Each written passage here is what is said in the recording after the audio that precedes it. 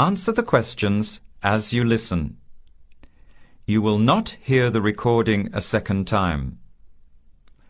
Listen carefully to the conversation and answer questions 1 to 6.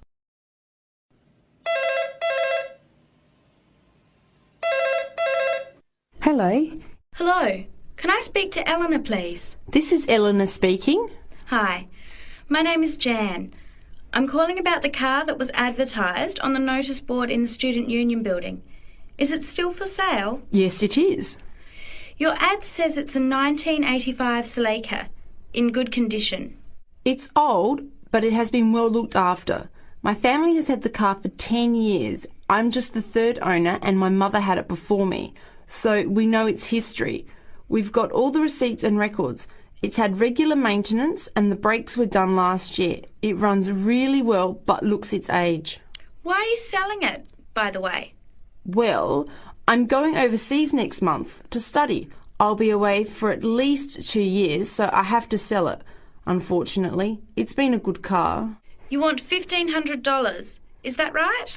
I was asking $2,000, but since I need to sell it quickly, I've reduced the price. Would you like to come and take it for a drive? I don't live far from the university. Yes, I'd like to have a look. What time would suit you? Any time this evening is fine. Well, I finish classes at 6 o'clock. How about straight after that? Say 6:30? Great, I'll give you directions. When you leave the main gate of the university, turn left on South Road and keep going until you get to the Grand Cinema. Take the first right, that's Princess Street. I'm at number 88 on the right. So it's 80 Princess Street? No, it's 88 Princess Street and the suburb is Parkwood. You'll see the car parked in front. It's the red one with the for sale sign on it. OK, thanks Eleanor. I'll see you later. Bye. Before you hear the rest of the conversation, you have some time to look at questions 7 to 10.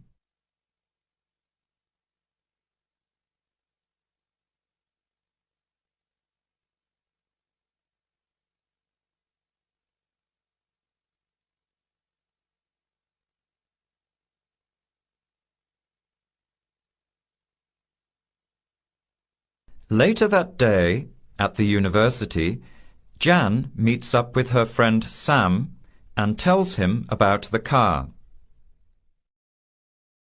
Hi, Sam. Hey, Jan. What's happening? I'm glad I ran into you. I've decided I have to get a car. You're going to buy a car? Do you really need one? I'd probably still be driving, except that my car broke down last year. Instead of getting another one, I just moved closer to the university and went back to riding a bike. Better for the environment, better for my health, and I save a lot of money. Did it really cost that much? Well, when you think of registration, insurance, rising petrol costs, parking plus maintenance and repairs, it adds up. I know it's going to be expensive, but I really need my own transportation. It takes half an hour by bus each way to university as it is. But now I'm working at night in the city. There's no way I want to hang around waiting for a bus late at night, then walk 3 blocks home alone. Hey, I think you've got a point there. So what kind of car are you looking at? It's an 85 Celica, same kind as I used to have. The owner's asking $1,500. That's pretty old. How many kilometres has it done? You know, I forgot to ask. I'll have to check tonight when I go to see it. Would you be able to come with me to have a look? At about 6:30? Sure, I'll come, but I don't know a lot about cars. I do know one thing, though. I wouldn't buy an old car without having a mechanic look at it first. That's a good idea. But won't it cost a lot? Not really. You can get a check done through the Automobile Association for $80, and it comes with a report on the condition of the car. It can save you a lot of money in the long run. I'll keep that in mind. So we have to get to Parkwood at 6:30. Do you want to take the bus? It goes straight down South Road every 15 minutes. Or maybe we could walk. I don't think it's that far. Actually, I could borrow my roommate's motorbike for an hour or so. He's working all evening in the library. Do you think he'd mind? No way. He owes me a favour or two. Okay, great. See you at 6, outside the student centre. That is the end of part 1. You now have half a minute to check your answers.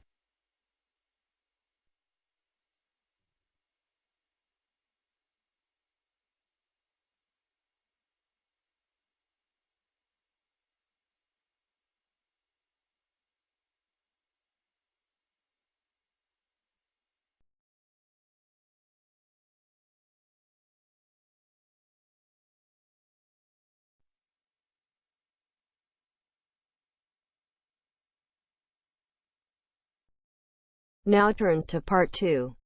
Part 2. You will hear two flatmates, Tom and Richard, talking about their new flatmate who has just moved in the week before. First, you have some time to look at questions 11 to 16.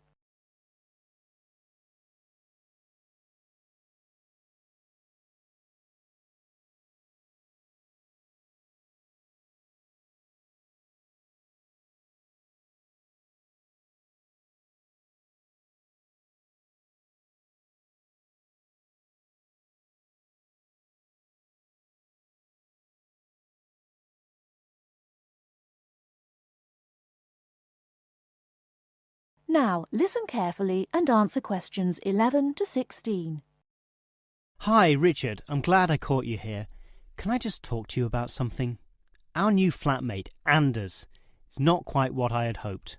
I was wondering if you shared my concerns about some of his behaviour. Yes, Tom, I know what you mean, but we can't be entirely negative. He has good points. I mean, at least he's quiet. He doesn't play loud music all night or bother others or turn his TV up, disturbing everyone. Sure, he's quiet, but remember our last flatmate? He'd say hi to you and smile and treat everyone politely. In comparison, this new guy is very impolite. He just grunts in reply and sometimes ignores me altogether.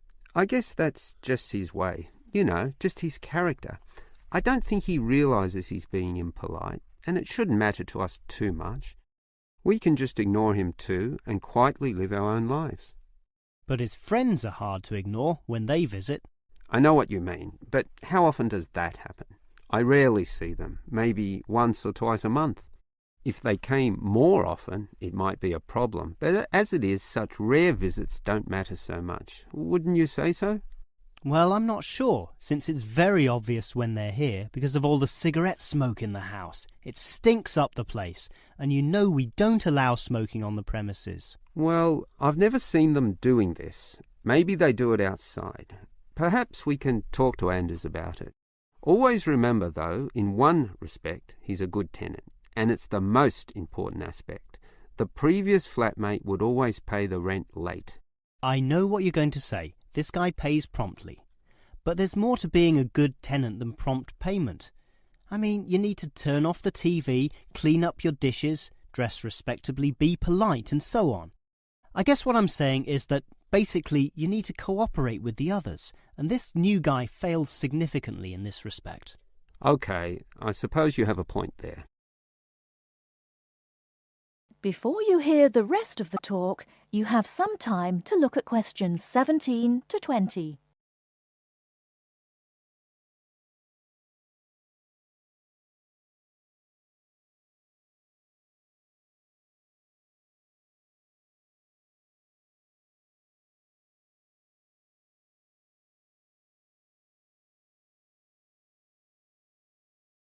Now listen and answer questions 17 to 20.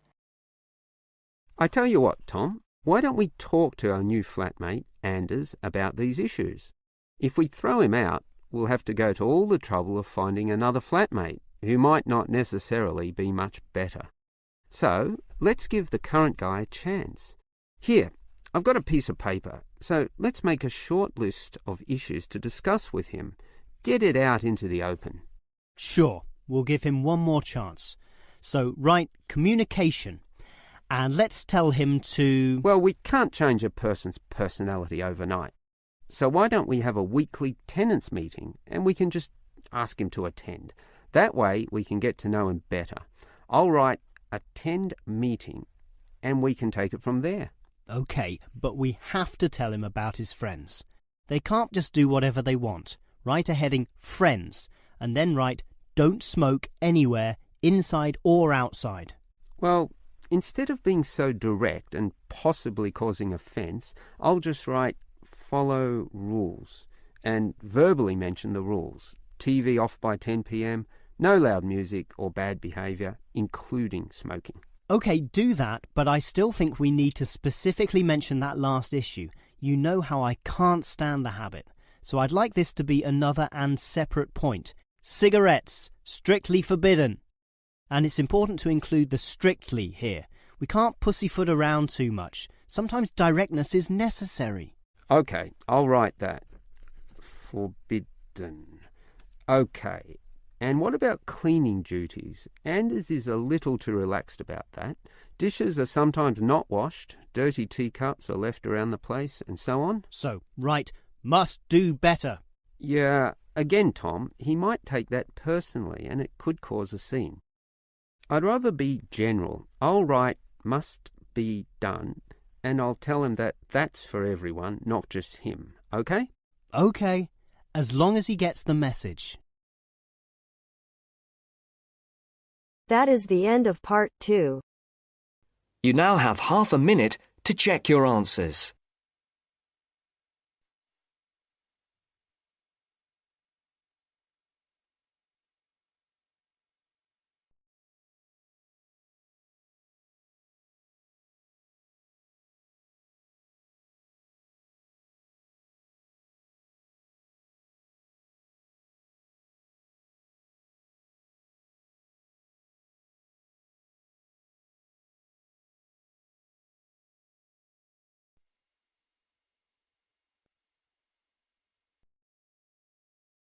Now turns to part 3.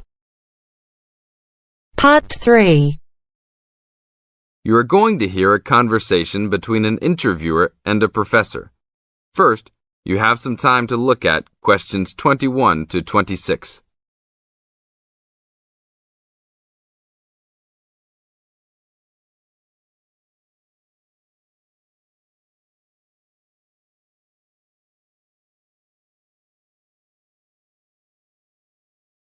Now listen to the tape and answer questions 21 to 26. Today I'm here with Professor Nittick, who is our new university president. He has been a professor for 20 years and teaches many of the best classes on campus. I know many of you have had him as a teacher and know of his brilliance.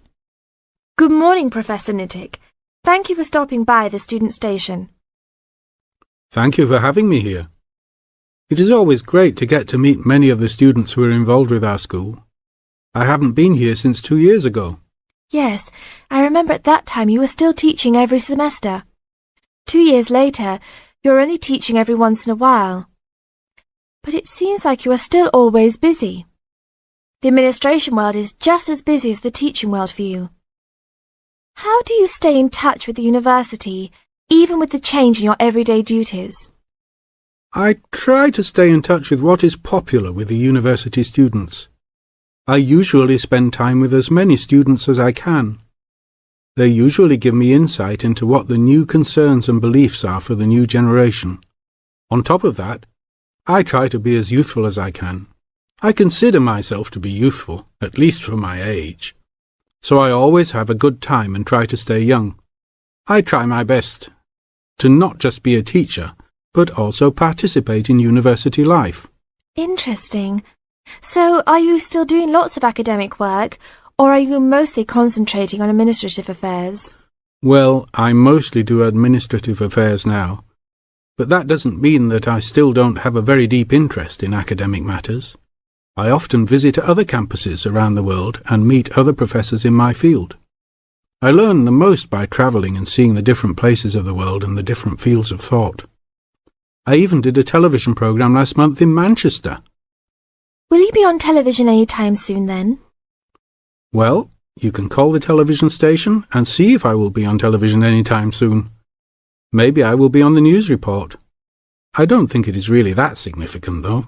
Oh, really? That sounds great. I will remember to look out for you. Let's move on. With all your busy travelling recently, how do you find time for your personal life? I try to keep my university life separate from my personal life. Sometimes it's hard to find time to just take my wife and 3 kids out for a family dinner, but usually we all manage to get together every few days. I'm taking a few weeks off next month to take my family down to South America, to Brazil for a few days. I can't wait to just sit on the beach. Wow, that sounds like a wonderful trip. Professor Nittick, could you tell the audience a little about what goes on in an average day of a university administrator? An average day? Oh, I don't think there is such thing as an average day for me. The last few weeks I've been travelling all the time. I can be in Los Angeles in the morning and in New York by the afternoon and back to Los Angeles by the evening. Sometimes I will spend the whole week at a new university, showing the new administrators the ins and outs of running a university. Sometimes I can spend the whole day in the office on the phone, so there really is no average day for me. I guess that is because I do so many different tasks. Sorry to let all the viewers down, but that is the plain truth. Now look at questions 27 to 30.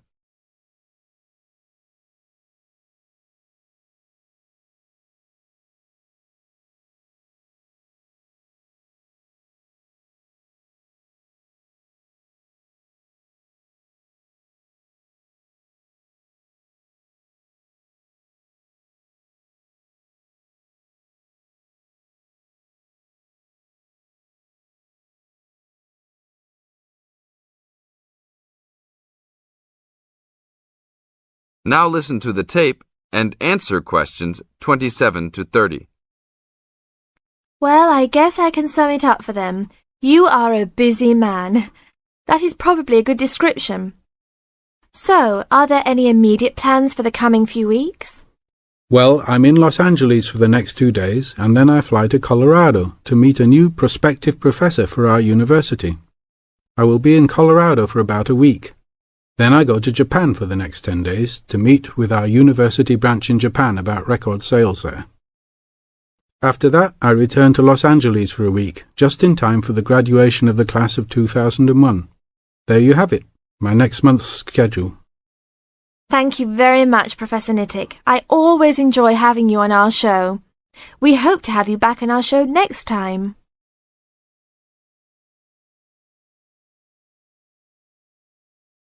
That is the end of part 3.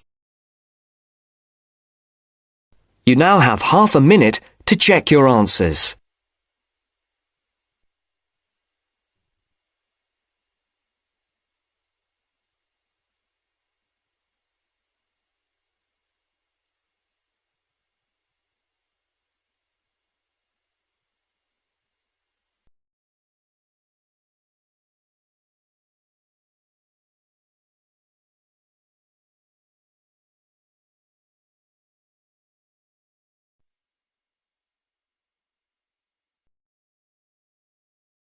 Now turns to part 4.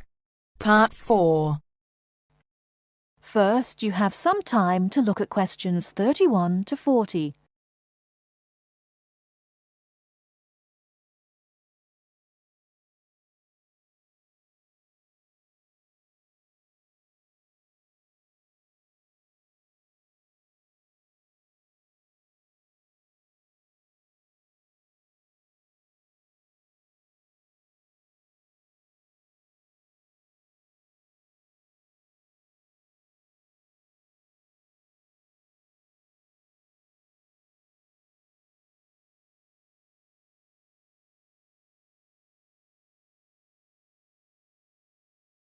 Now listen carefully and answer questions 31 to 40. Last week we looked at some of the features of modern houses, and today we're going to turn the clock back and look at traditional house design. I've chosen to start with Samoa, which is part of a group of Polynesian islands in the South Pacific Sea, because the influence of culture and weather on house design is quite clear there. So let's have a look at, first of all, at the overall design of a traditional Samoan house. Now, these days, houses in Samoa have become more modern and are usually rectangular. But traditional designs were round, or sometimes they were oval in shape. Here's a picture. This traditional style is still used, often for guest houses or meeting houses, and most Samoan villages have at least one of these buildings. As you can see, there are no walls, so the air circulates freely around the house. Samoa is a place that experiences high temperatures, but the open design of the house also reflects the openness of Samoan society. If the occupants want shelter, there are several blinds made of coconut leaves that can be lowered during rainy or windy weather. Or indeed, the blinds can also be pulled down if people want some privacy.